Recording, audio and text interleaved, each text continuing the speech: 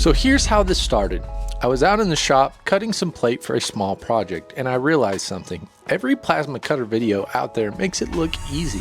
Meanwhile, I'm over here making steel look like it got chewed up by a raccoon with anger issues. So I figured, you know what? Let's slow it down. Let's actually learn how to fine-tune this thing properly, not just crank out the dial and hope for the best. So I did what any good millennial does these days. I asked AI, Hey ChatGPT, how do I fine-tune a plasma cutter for cutting by hand? AI said the key variables were pressure, amperage, speed, and the angle of your torch, with the key indicators of the cut being the exit spark angle, no dross on top with little dross on the bottom, a crispy sound like bacon while you're running, and small cut lines on a flat cut edge. Now the machine I used for this little experiment is the Art Captain CUT55PRO. It showed up at my door one day. Art Captain sent it over for me to try out. And since it was sitting there looking shiny and confident, I thought, all right, buddy, let's see what you got. I wasn't setting out to review it, but I figured it'd make a good test partner for this experiment. So I dug in and started opening the box like it was Christmas.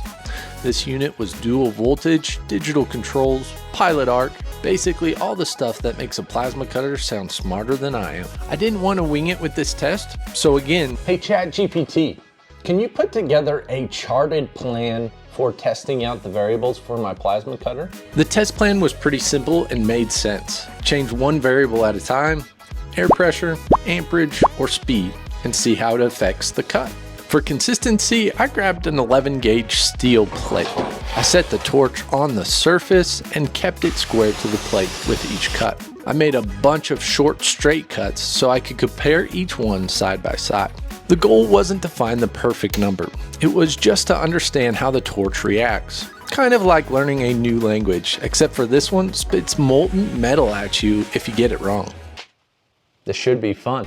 My baseline run was 60 psi of air, 30 amps, and a steady travel speed of 500 millimeters per minute, which means nothing other than moderately fast. The first cut wasn't terrible, but the edge had a slight bevel and there was some stubborn dross hanging underneath. And that's when I realized something. I need two things: a straight edge to guide the torch and a standoff to keep my height consistent. Once I added those, everything got more predictable. That's when the testing actually started to mean something. You better hit that subscribe button to see more videos like this one. The first thing I played with was air pressure.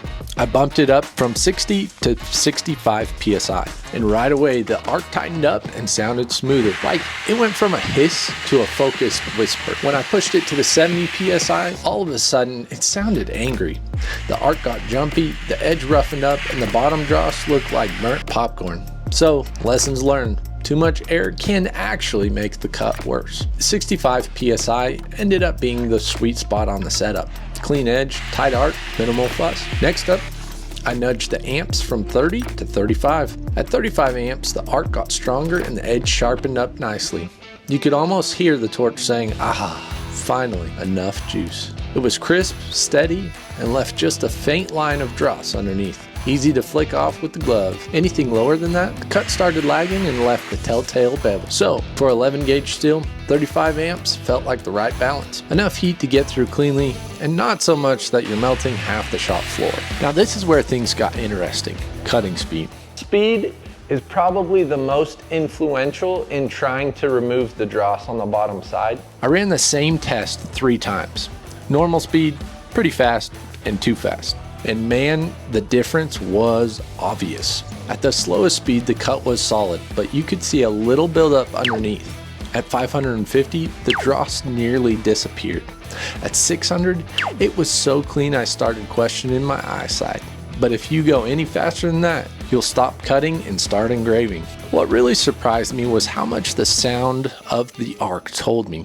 When it's right, it's got this steady bacon fry in the lab sound. When it's off, it's either sputtery or screams. Oh yeah, I learned to listen as much as I watched. After a bunch of sparks, notes, and a few words I won't repeat here, I found my sweet spot: 65 psi, 35 amps, and 550 well, kind of fast. So there was a couple helpful hints that I really figured out in this process. The first one is the standoff for the actual height of your torch was actually pretty helpful. It seemed like getting it just a little bit off that surface allowed for that edge to be really clean and just allowed for me to have a consistent height and just resulted in a good cut. The second thing that I figured out that was really a helpful hint was the straight edge. So it seemed like not just from how straight your cut is standpoint, but also from the speed standpoint. I didn't have to think about holding it side to side. As I was dragging, I could just really focus on pulling in one direction and getting the right speed.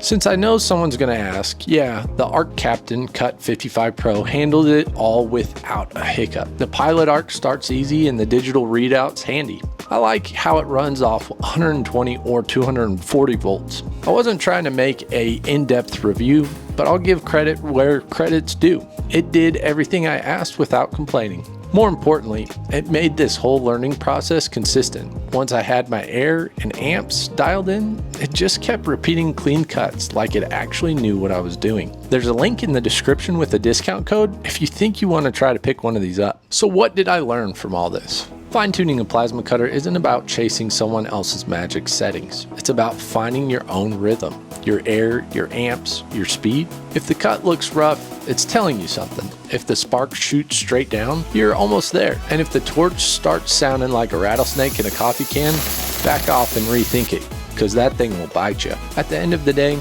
every piece of scrap you cut wrong is just another step towards cutting it right. So grab some steel, make a mess, and listen to the spark. They'll tell you everything you need to know. And hey, if you find the perfect bacon frying sound, you're officially in the plasma cutting zone.